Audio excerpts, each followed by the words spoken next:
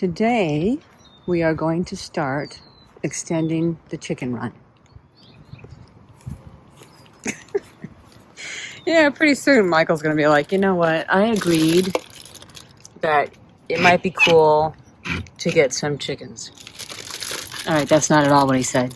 He said, I guess. I mean, if you have to, I suppose. And I went out and found that first chicken coop for $400.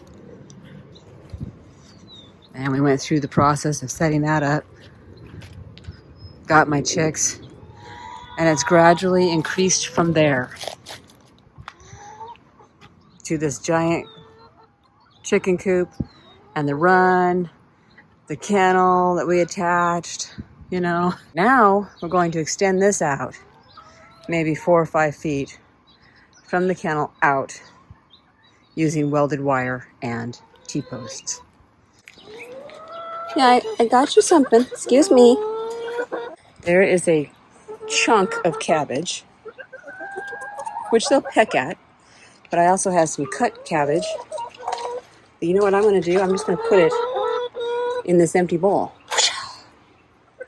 Yeah, there we go. You love it. You love it. See, look at you. You love it. We are beginning the project. Okay, here's the stuff. We have the welded wire, we have the posts, and we have the 2x2s for the door. Our plan at the moment, we're going to discuss it further, is to have one T-post here next to the kennel post, so right there, and on the opposite side. And then we will have one out here, wherever we decide is the border, and on the other side. And then we will have 2 somewhere here in the middle for the door, which we will build at a later date. We might build it today or this weekend, but at this exact moment, at the time of recording this, we don't have a plan yet to attach it to the frame. So we're working on that. Now, Michael does have one of those posts drivers, the manual ones.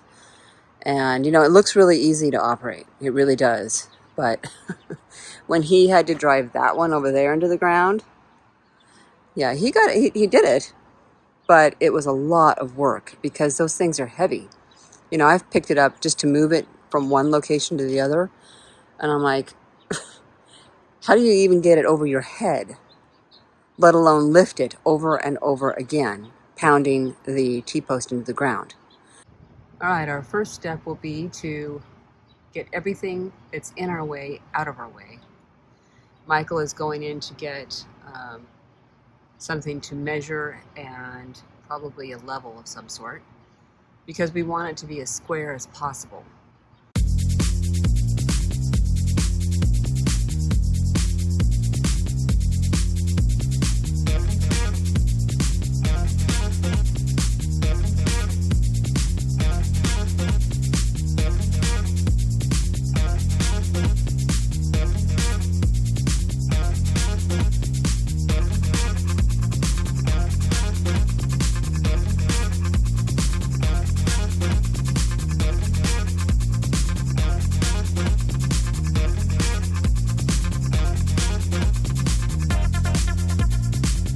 So he's going to drive the 4 poles on the 4 corners. And then we're going to discuss the door. So it's either going to be in the front here or it will be on the left side. And I don't know which yet. So here he comes with level and plumb. Level and plumb.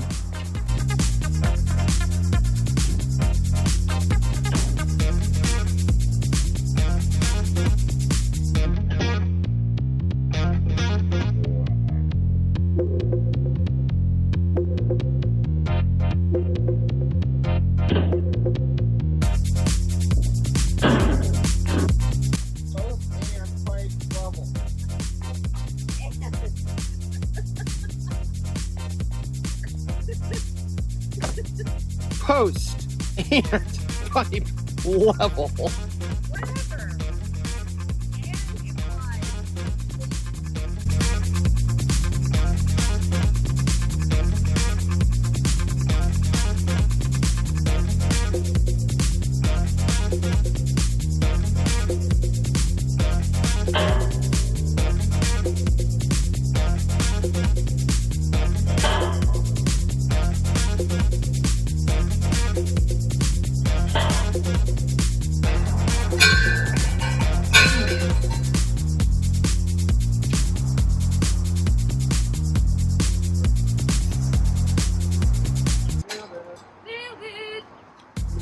Nailed it. All right, hole number 3.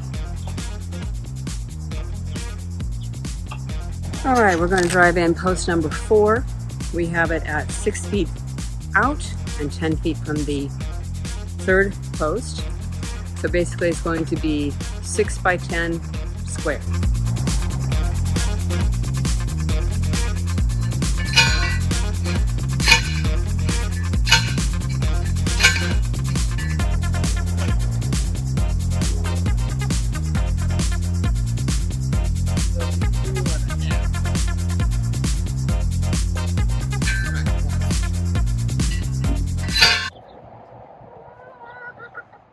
Phoenix has already tracked herself. So we're done for today. We have the 6 poles in, and we have the welded wire most of the way around. All right, here we are. We are in the next phase of the new pen. We're going to cut this welded wire right in this area, and then secure the rest of this portion of the pen. And of course, it's starting to rain. Of course it is. So now this should be fun. Michael hasn't used this device before. Okay, I'm going to back up because I bet you. come over here. Okay. Get behind me. Get behind me. Get behind me. It's Get raining. behind It's me. raining on my phone. This, I need that umbrella that's over there. It's not helpful while I'm over here. Oh, I see how it is. He's putting plugs in to help his ears. Well, I didn't say anything. What are you talking about?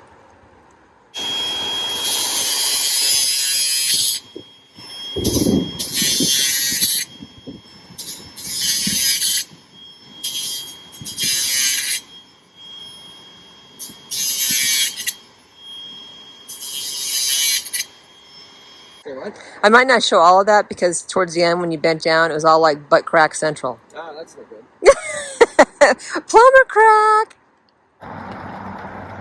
It's raining harder. All right, this is what we did to stabilize this.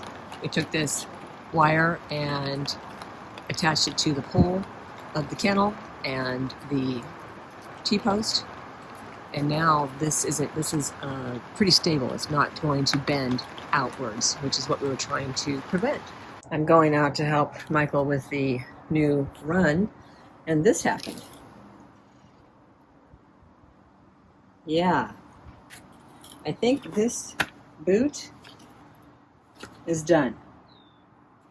Okay, so we laid out the welded wire that's going to be used as the roof to get it to lay flat. It's been out here maybe an hour and a half or so. So now he's cutting it to 11 feet.